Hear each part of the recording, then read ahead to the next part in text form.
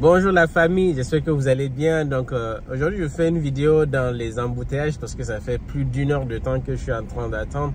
J'étais censé vous faire une vidéo ce matin, j'ai pas pu, du coup je vous la fais là un peu tard. Je voulais parler du visa. En ce moment, beaucoup de gens nous envoient des messages sur le visa étudiant en France, visa long séjour. Donc faire la demande, quels sont ceux qu'il faut, quel est ce qu'il faut faire, comment ne pas avoir de refus sur le visa. Alors je vais aborder 4 points ici qui me semblent hyper importants, ou 4 étapes qu'il ne faut pas rater si vous voulez avoir en tout cas toutes les chances de votre côté pour votre demande de visa. Donc la première pour moi c'est le garant financier. Il faut que vous soyez capable du coup de justifier des bons fonds. En ce moment, les messages que je reçois et auxquels je voudrais répondre pour que ça soit en fait disponible pour tout le monde, c'est les garants financiers qui sont à l'étranger, notamment en France, et qui ont des revenus juste, on va dire, moyens. Quand je dis moyens, c'est par exemple les questions que j'ai eues, c'est mon garant à 1800, 1600, 1500, jusqu'à 1700 ou jusqu'à même 2000. Mais qu'il a une grande famille à gérer, ça passera pas. Pourquoi? Un exemple concret, c'est que par exemple, votre garant gagne 1800 ou 1500. Son loyer ou son logement est peut-être 1000. Ici, il a trois membres de famille, c'est-à-dire 2 enfants ou 3 enfants et une femme.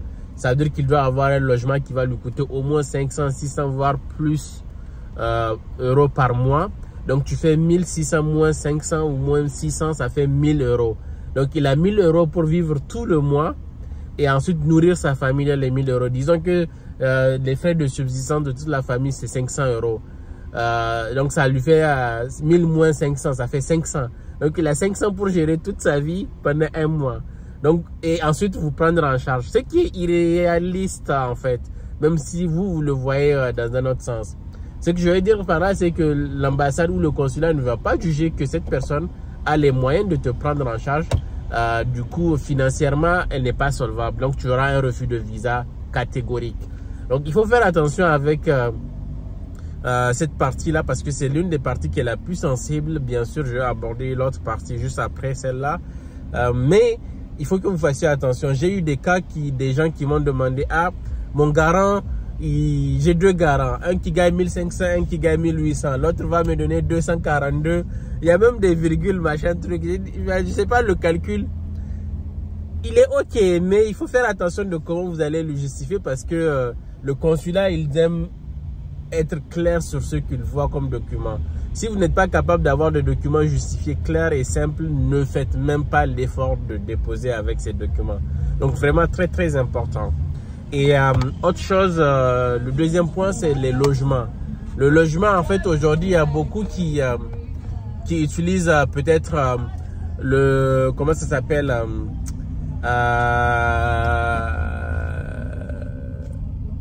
le contrat de bail comme étant une raison ultime de justifier machin truc. Mais faites attention, en fait, c'est pas que le contrat de bail, il y a les attestations d'hébergement où il faut faire attention sur qui vous héberge. Il faut que la personne soit peut-être pas étudiante, ne vit pas dans le Crous.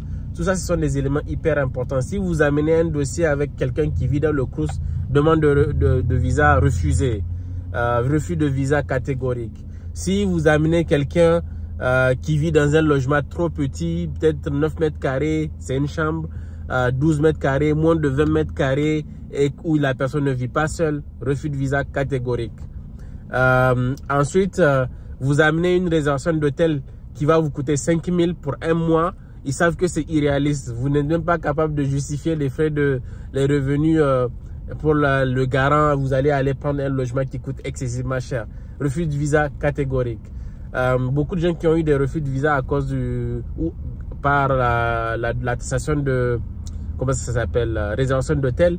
C'est surtout à cause de ces raisons-là. Ne prenez pas de l'hôtel super cher que vous n'êtes pas capable de justifier le paiement. Ensuite, un autre élément à avoir dans votre demande, moi je dis de revoir tous vos documents ultimes avant la date du rendez-vous.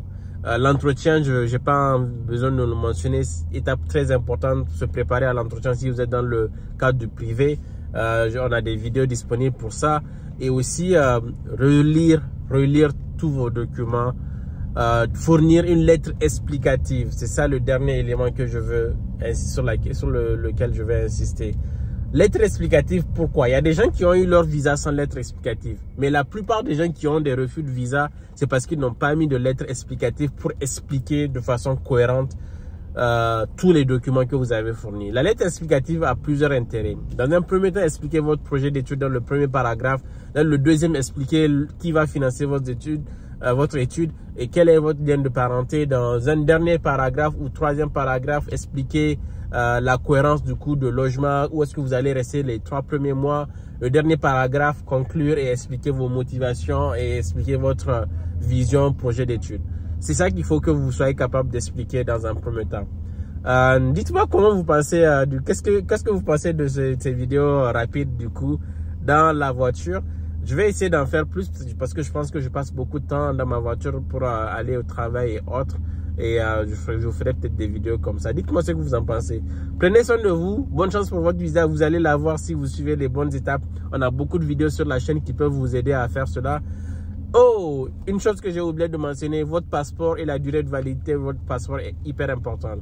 Vous allez demander un visa long séjour qui va être 6 mois et ensuite 1 an parce que vous avez 1 an pour pouvoir chercher du coup de logement. Faites attention du coup à ce que vous utilisez comme passeport. Il faut qu'il soit valable au moins plus d'1 an.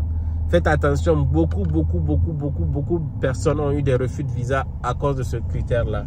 Donc, il faut que vous soyez capable de vraiment bien justifier et vraiment bien donner tous les documents qu'il faut. Allez, prenez soin de vous. Dites-moi en commentaire si vous avez besoin d'autres choses.